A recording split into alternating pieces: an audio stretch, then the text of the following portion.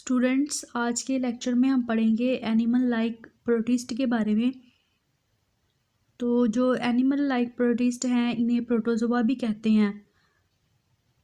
तो जो प्रोटोजोआ होते हैं ये यूनिसेलुलर होते हैं, मतलब एक सेल पे या सिंगल सेल पे मुश्तमिल होते हैं।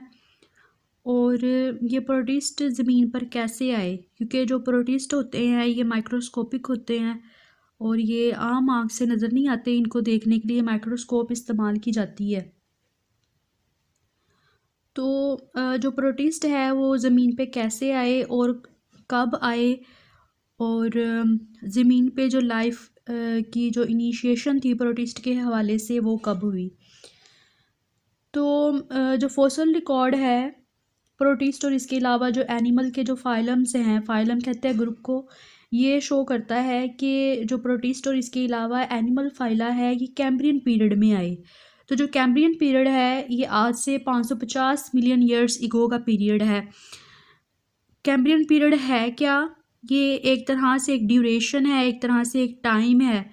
आज से 550 मिलियन साल पहले का जो टाइम है इसे कैम्ब्रियन पीरियड कहते हैं।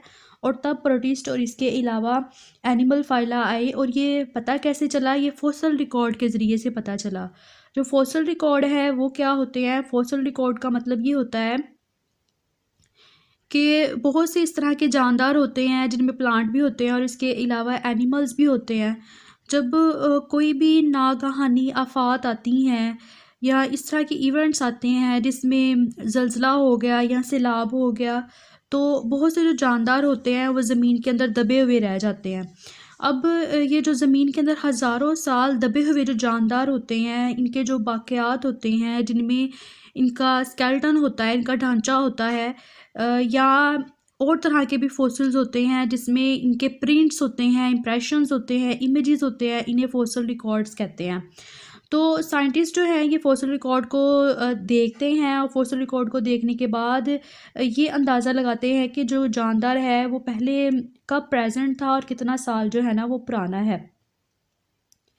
लेकिन इसका एवोल्यूशनरी पाथवे क्या है? एवोल्यूशनरी पाथवे का मतलब है कि कैसे ये चेंज हुए, कैसे ये एक शक्ल से दूसरी शक्ल में तब्दील हुए। ये जो इसका एवोल्यूशनरी पाथवे है ये अब तक बहुत ज़्यादा कम है। तो जो साइंटिस्ट ने जस्ट इनका जो स्ट्रक्चर है और इसके अलावा इसका जो फंक्शन है स्पीशीज़ का, उसके ज़रिए से ये बताया है कि ये जो जानदार हैं ये 550 मिलियन ईयर्स इगो कैम्ब्रियन पीरियड में प्रेजेंट थे, वहाँ से ये ओरिजिनेट हुए। जितने भी जो लिविंग ऑर्गेनिजम्स हैं जो अब प्रेजेंट है अर्थ के ऊपर, वो आर्की से ओरिजिनेट हुए हैं। आर्की जो है ये बैक्टीरिया लाइक ऑर्गेनिज्म है। ये कंसिडर किया जाता है कि जो जानदार हैं या जो लाइफ है ये बैक्टीरिया से ओरिजिनेट हुई। तो इस तरह नहीं है, बैक्टीरिया से पहले के भी जानदार हैं जिसे आर्की कहते हैं। तो जो आर्की है, आर्की ने फिर जो है ना वो बैक्टीरिया लाइक जो फॉर्म्स हैं वो प्रोड्यूस की और बैक्टीरिया के बाद बाकी जितने भी जानदार हैं वो प्रोड्यूस किए। तो जो आर्की है वो उसने जो किंगडम प्रोटिस्टा है जिसे प्रोटोक्टिस्टा भी कहते हैं, उसको गेव राइज दिया, उसको प्रोड्यूस किया आज से 1.5 बिलियन ईयर्स इगो। तो जो प्रोटिस्टा है वो 1.5 बिलियन ईयर्स इगो आर्की से निकले।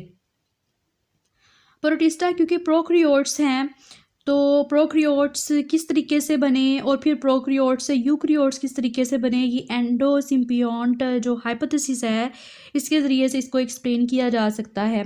तो जो एंडोसिम्बियोंट हाइपोथेसिस है इसके मुताबिक ये कहा जाता है कि जो प्रोकैरियोट्स है इसी के ज़रिए से यूकैरियोट्स बने। प्रोकैरियोट्स इस तरह के जानदार हैं जो कि एनारोबिक रिस्पिरेशन करते हैं और इसके अलावा इनका जो स्ट्रक्चर होता है वो काफ़ी सिंपल होता है। जो यूकैरियोट्स होते हैं इनके अंदर ट्रू न्यूक्लियस होता है। अब ये न्यूक्लियस क्या है ये ऑलरेडी आप पिछले लेक्चर्स में पढ़ चुके हैं। यू का मतलब होता है ट्रू, तो प्रोकैरियोट्स और यूकैरियोट्स के अंदर डिफरेंस जो है ये आप पिछले लेक्चर्स में पढ़ चुके हैं क्या होता है। तो जो प्रोकैरियोट्स है ये यूकैरियोट्स बनाते हैं। इसके बाद ये कि जो आर्कियन ग्रुप था वो एक नहीं था जिससे जानदार जो थे वो प्रोड्यूस हुए, बल्कि डिफरेंट आर्कियन ग्रुप्स थे। डिफरेंट आर्कियन ग्रुप से फिर जो प्रोटिस्टा थे, प्रोटिस्टा के तकरीबन 7 से लेकर 45 फाइला जो थे, मतलब 7 से 45 फाइलम प्रोटिस्टा के आर्कियन ग्रुप से निकले, और एक आर्कियन ग्रुप नहीं था बल्कि डिफरेंट आर्कियन ग्रुप थे। तो इसे कहते हैं पॉलीफाइलेटिक, मतलब इस तरह के जानदार जिनका एक सेपरेट ओरिजिन होता है, इसे कहते हैं पॉलीफाइलेटिक। फॉर एग्जांपल अगर हम ह्यूमंस में देख लें तो ह्यूमंस में हर एक के डिफरेंट पेरेंट्स होते हैं, तो इसे हम पॉलीफाइलेटिक टू सम एक्सटेंट कह सकते हैं कि इनके जो ओरिजिन्स हैं वो सेपरेट होते हैं। इसके अलावा जो प्रोटिस्ट होते हैं, प्रोटिस्ट प्लांट लाइक भी हो सकते हैं, इसके अलावा एनिमल लाइक भी हो सकते हैं। प्लांट लाइक इस वजह से होते हैं क्योंकि ये ऑटोट्रॉफ्स भी हो सकते हैं, अपनी खुराक खुद तैयार करते हैं। हिट्रोट्रॉफ्स भी हो सकते हैं, मतलब ये कि ये अपनी जो खुराक है वो दूसरे जानदारों से हासिल करते हैं। Thank you.